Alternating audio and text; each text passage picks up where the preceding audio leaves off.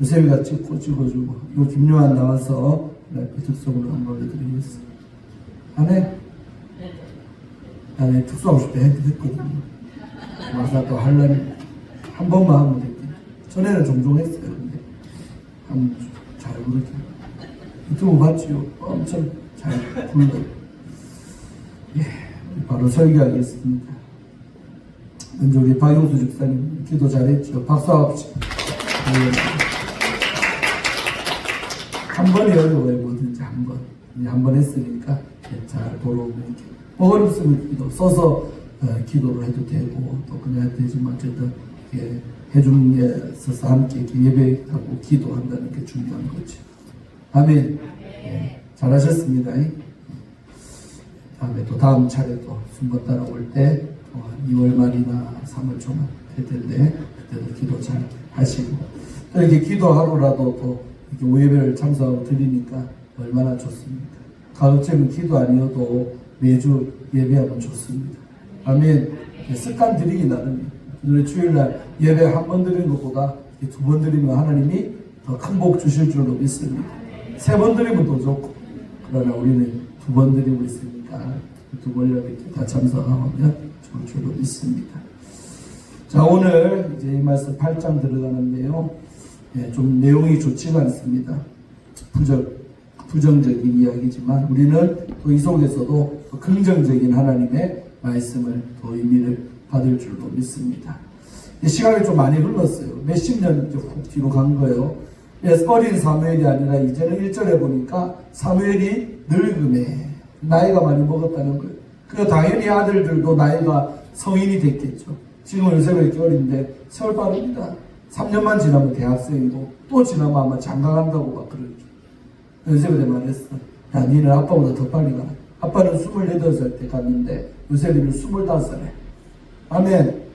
애도 많이 놓고 8명 놓고 여자 22살이나 어릴 때 결혼해야 애도 많이 낳지. 옛날에는 왜 많이 낳았습니까? 18, 19에 막 시집가니까 그렇게 10만 배를 낳지. 10명. 늦게 결혼할수록 생산 가능성이 떨어지죠. 요새 보면은 빨리 결혼해서 아빠처럼 4명 이상 많이 낳아야 됩니다. 동국자지만 막 나라. 하나님이 다 줄 그 물건을 요셉한테 줄 줄로 믿습니다. 아멘 아니요. 안 나도 아멘. 내가 꿈꾸는 걸 했어요. 명절에 우리 가족만 40-50명 도예를 다 요셉이 가족 10명, 안나 가족 10명 다 40명 우리 부부들이 가운데 앉고 그러고 기도 한번 하고 예배드리고 얼마나 좋겠어요. 할렐루야. 그런 꿈을 꾼다 이거 지금부터 저는. 자손 많은 게 축복입니다. 옛날이나 지금이나 애 키우기 힘들다 하지만은 다 알아서 지목을 갖고 태어난다는 말도 있듯이 다 하나님이 또 힘이 많으면 그만큼 주신다 이거예요. 믿습니까? 믿은 거죠. 목사들이 보면 유난히 또 그런 믿음이 있기 때문에 그런지 목사님들이 보면 이 자식들 많은 집들이 꽤나 됩니다. 저희 김해 알죠? 몇 명? 11명. 김해 또 목회자 목사님은 TV 나한테나 출연되는데 애가 11명. 또 우리 이종 목사님 제자 중에는 저보다 더 나은 분이 있어요. 이상근 목사님이라고 뭐 이게 강당이나 안 쓰는 걸 아는데 저희 동네고등학교 뒤에 교회 하시는데 몇 명? 7명. 사모님이 간호사 출신인데 그도 일찍 결혼했어요. 그래갖고 7명. 할렐루야. 아주 부럽더라고. 풍선. 목사는 아무것도 아니요. 우리 4명 이제 3명 더 나라고. 저는 7명 낳았다. 근데 자식만 다 사는 축복입니다. 믿습니까? 시대가 그렇고 돈 걱정을 하도 하니까 제한해서 그렇지요. 우리가 번성하고 생육하고 번성하는 게 하나님의 명령이었어요. 믿습니까? 그래서 그대로 하랍니다. 자, 사무엘에는 아들이 2명 있었대요. 그래서 사무엘이 늙은 만큼 이제 아이들도 커나가서 이제 어른이 장성했겠죠. 그래서 이스라엘의 사사로 지도자를 자기를 대를 이어서 지도자로 삼았다는 거죠.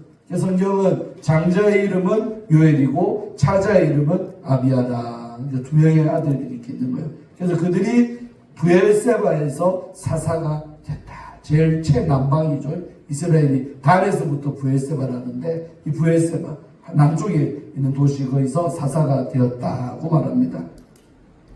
문제는 이제 여기 3절부터지요.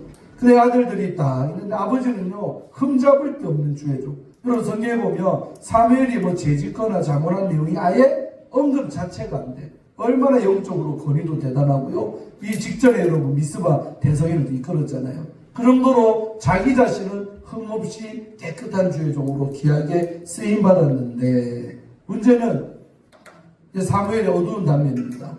3절, 그의 아들들이 자기 아버지의 행위를 따르지 않았다. 아버지가 이렇게 모범적으로 잘 살았는데도 불구하고 아버지처럼 예배하고 기도하고 생활했으면 자식들도 잘 될 텐데 따르지 않고 어긋났다는 거죠, 자식들이. 그래서 어떻게 그 구체적 행동이 뭐냐? 돈 따라, 이익을 따라, 누가 뇌물 주면요 판결을 굽게 했다는 거예요.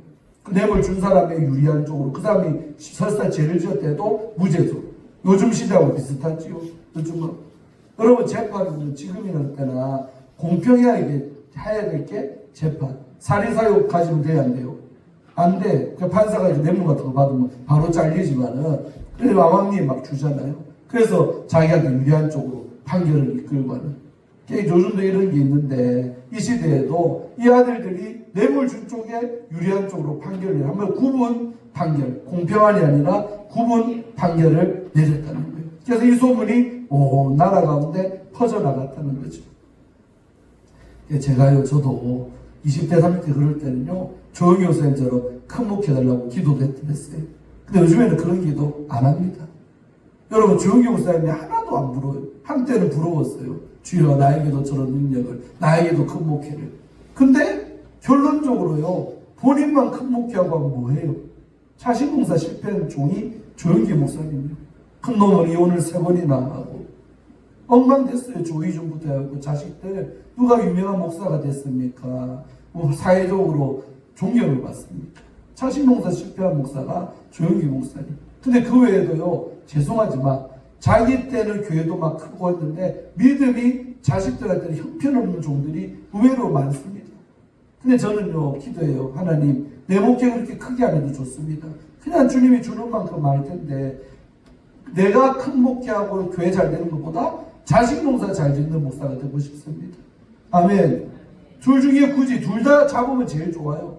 그러나 그건 하나님이 하실 일이고, 그렇게 된다면 제일 좋겠지만, 기왕이면 하나를 만약에 꼭 주님이 이루어준다면, 저는 내 자신의 큰 목회보다, 훌륭한 목사 되는 것보다 자식들에게 믿음이 돼서 아이들 때에 더 잘 되고 풍성한 그런 목회자의 가정이 되기를 기도한답니다. 여러분, 그렇지 않습니까? 목사면 뭐하고 아무리 유명하면 뭐합니까? 믿음 안 이어지면요, 성경에 보니까 실패한 인생이 되지만 실패한 인생. 오늘 사무엘의 어두운 면이 뭐예요? 자식 때는 우리 나라의 지도자로 성공했지만 결국은 자식들의 모습을 보니까 너무나도 실망하는 거죠. 오죽했으면 이제 장로들이 욕을 하겠, 이제 4절부터 나오는 욕을 합니까? 하도 참다가 장로님들이 그 아버지 이제 늙어서 어쩌면 은퇴한 상태에 있는 이 사무엘을 찾아가는 거예요. 라마에 자기 집 있었댔잖아요. 그 라마에 있는 사무엘에게 그 이스라엘의 지도자급 모든 장로들이요, 한뜻 모아가지고 갔어요. 나아가지고 무엇을 요구했냐? 이들이 왜 이런 요구를, 왕을 세워달라는 이 요구를 왜 하게 됐는지를 봐야 돼. 왜? 오죽했으면 그랬을까?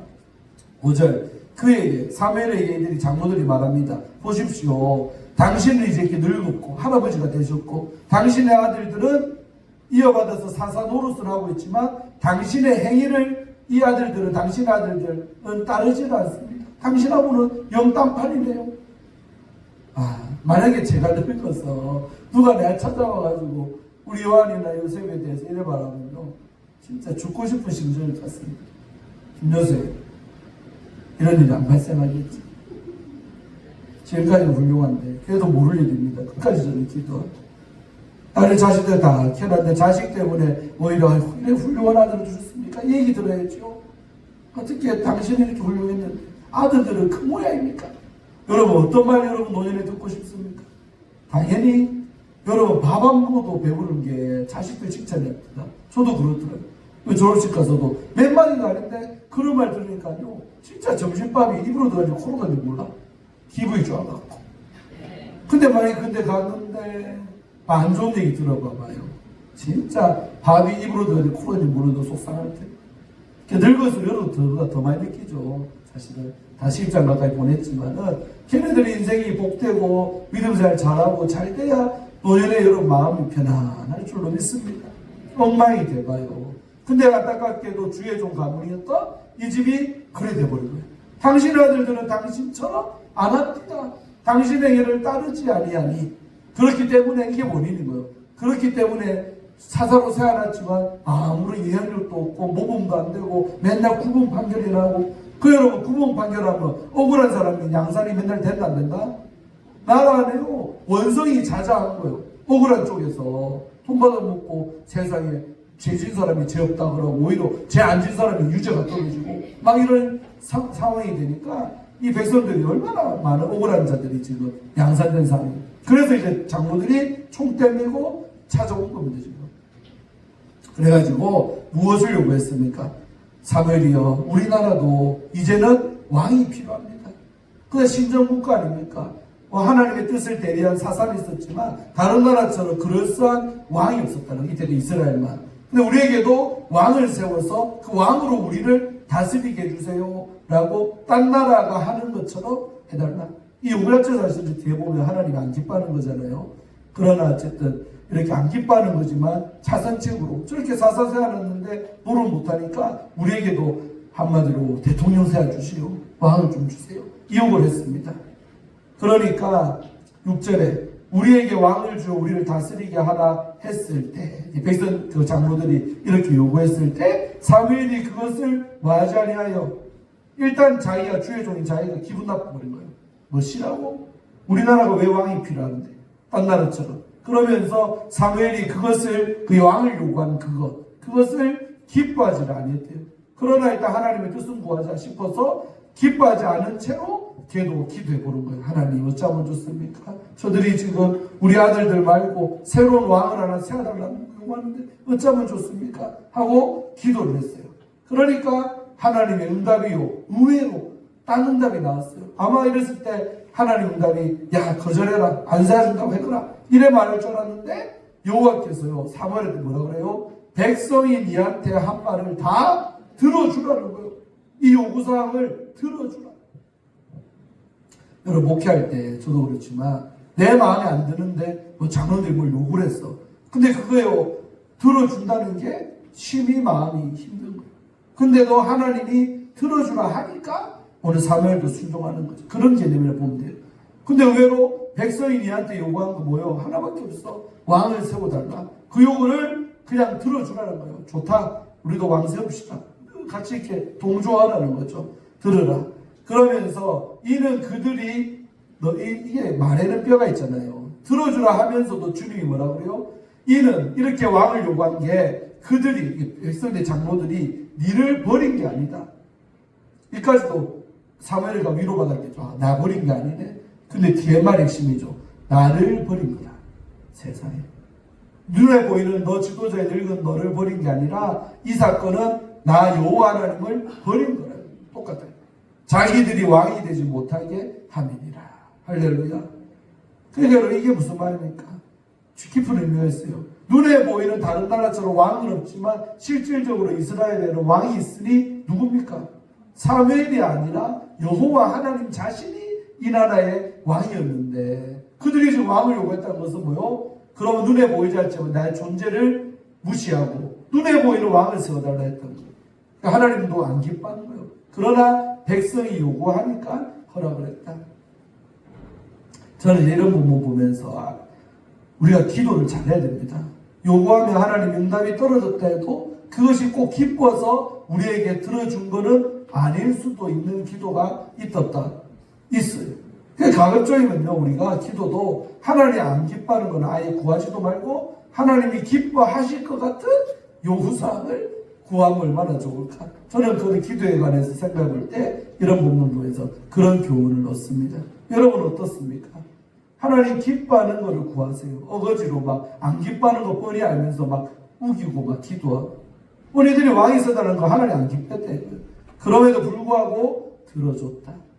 참 이상하죠. 안 기뻐하면 안 들어주면 될 텐데 기뻐하지는 않지만 들어는 줬다라는 거죠.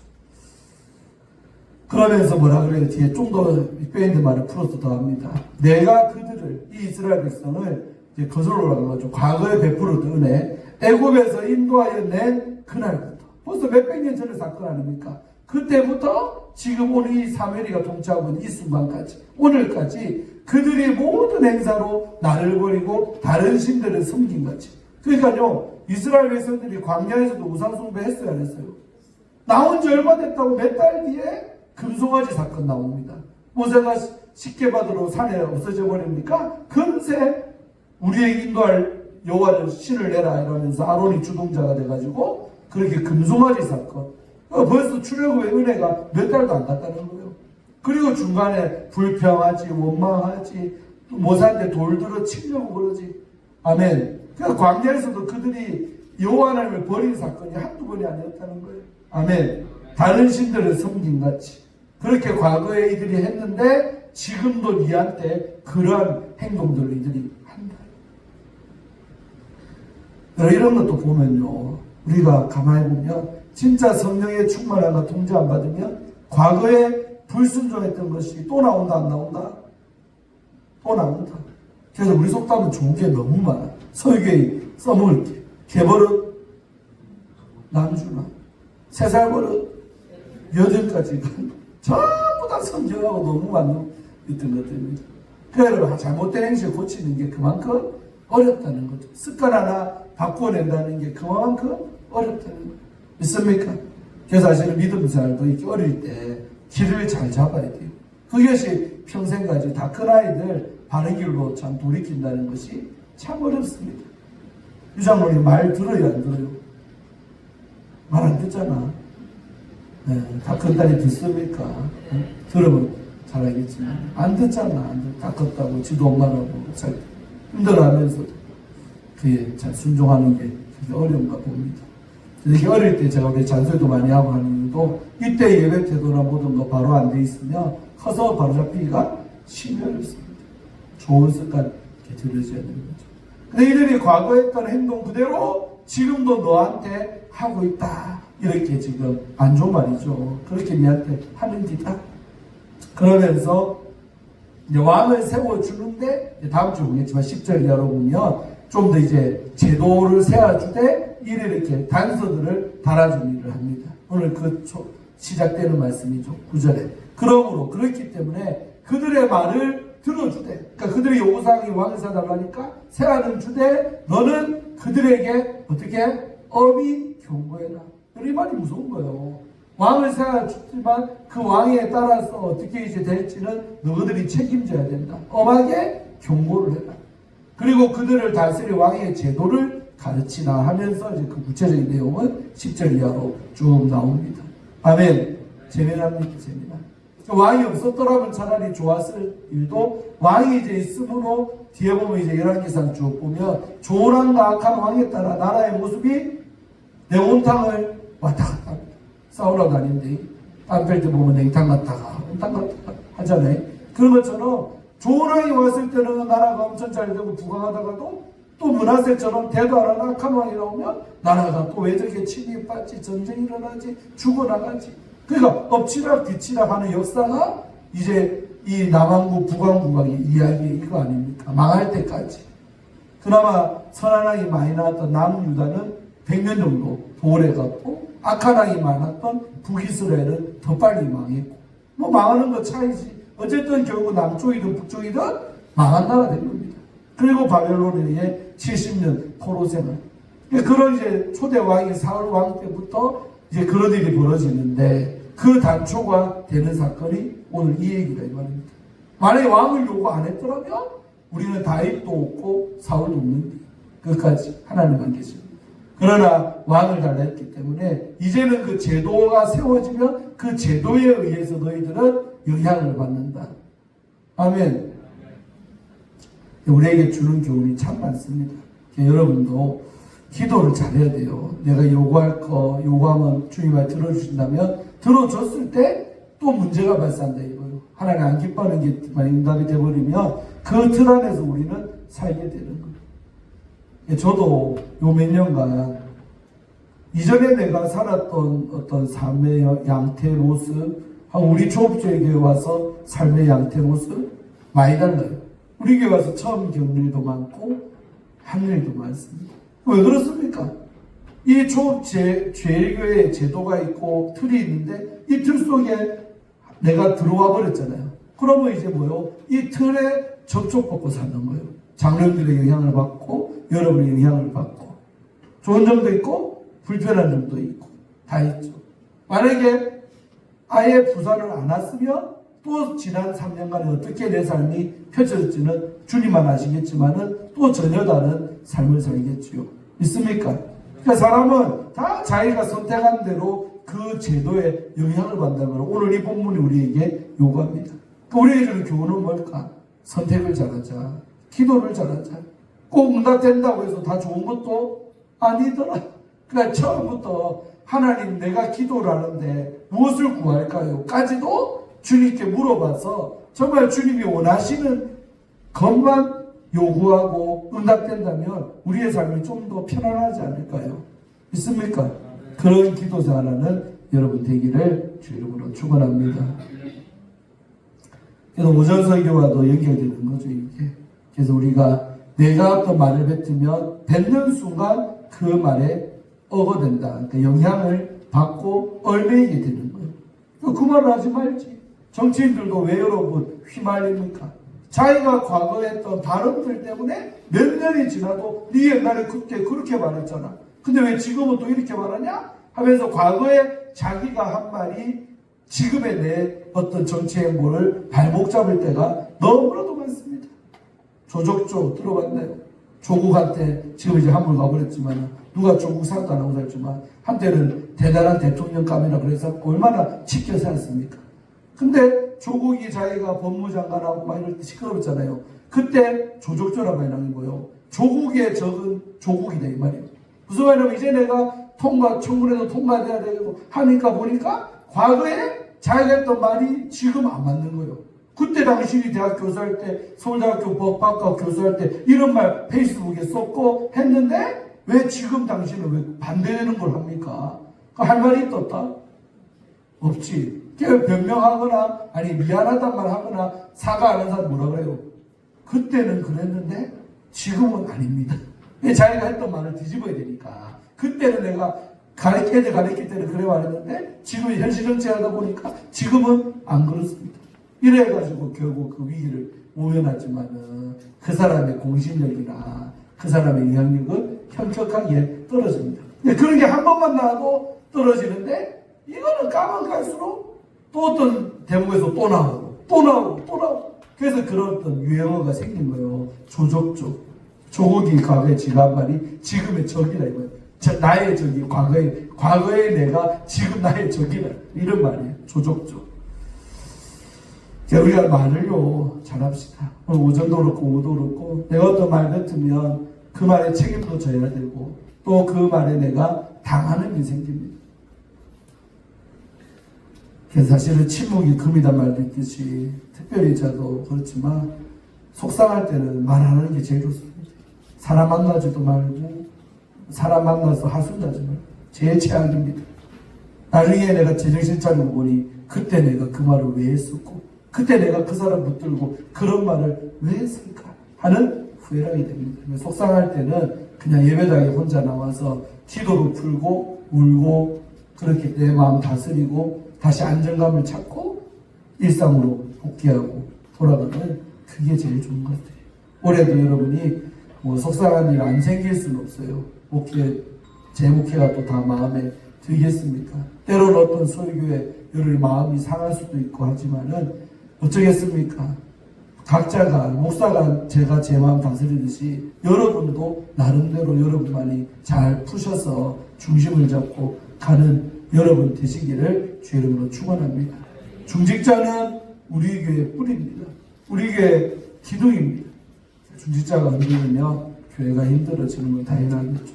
각자의 자리 또 나를 부르신 곳이 다른 교회가 아니라 바로 우리 초업제일교회라는 것을 아시고 잘 기둥처럼 여러분 기둥이 흔들리면 집이 무너져야 무너져요. 무너지죠. 그러니까 기둥만 아는 그 반대말은 기둥만 잘 서 있으면 절대로 집은 안 흔들립니다. 이 기둥들이 뽑혀나가면 그 집은 무너지는 거예요. 교회의 기둥이 누구요? 물론 우리 하나님이죠. 그러나 인간적으로 보면 하나님이 장로로 권사로 세우신 바로 오예배 참석하고 있는 여러분 같은 중직자들이 우리 위해 기도입니다. 아멘. 믿음이 약한 성도들, 집사들 조금씩 흔들려도 괜찮아. 그러나 중직자가 단단하게 연합되어서 서 있는 교회는 흔들림 없습니다. 아멘. 이 시간 다 같이 합심해서 기도할 때, 오예배 때마다 제가 기도를 5분